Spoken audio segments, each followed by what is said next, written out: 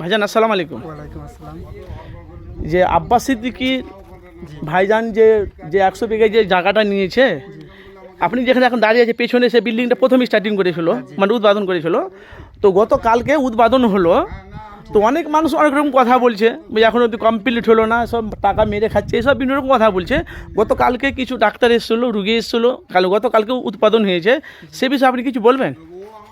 দেখেন, একটা প্রকল্প চালু করতে গেলে টাইম লাগে, হ্যাঁ, যে মোটামুটি যেরকম নানান সমস্যার সম্মুখীন হতে হচ্ছে, আস্তে আস্তে কাজটা এগিয়ে যাচ্ছে, এটাই অনেক ব্যাপার। আলহামদুলিল্লাহ, ইনশাল্লাহ চেষ্টা করবে, পুরো কাজটা কমপ্লিট হবে ইনশাল্লাহ। টাইম লাগবে, কিন্তু মনে বল আছে যে ইনশাল্লাহ এটা কমপ্লিট হবে। আস্তে আস্তে কাজ চালু হয়ে গেছে ইনশাল্লাহ। কাজটা আর কালকে 15 ফেব্রুয়ারিতে ডাক্তার হ্যাঁ, চালু করেছে এসেছিল। দেখতে।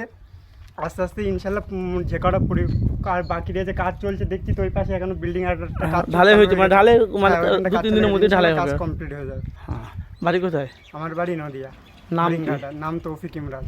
কতটা খুশি এই যে গতকালকে আমি উদ্বোধনে? অনেক খুশি, প্রচুর প্রচুর খুশি। খুশি তো? জি, কোথায় ছিলেন? আমি নামাজ পড়তে ছিলাম ফুরফুরায়, কোন দরবারে? ছোট হুজুর দরবারে ছিল।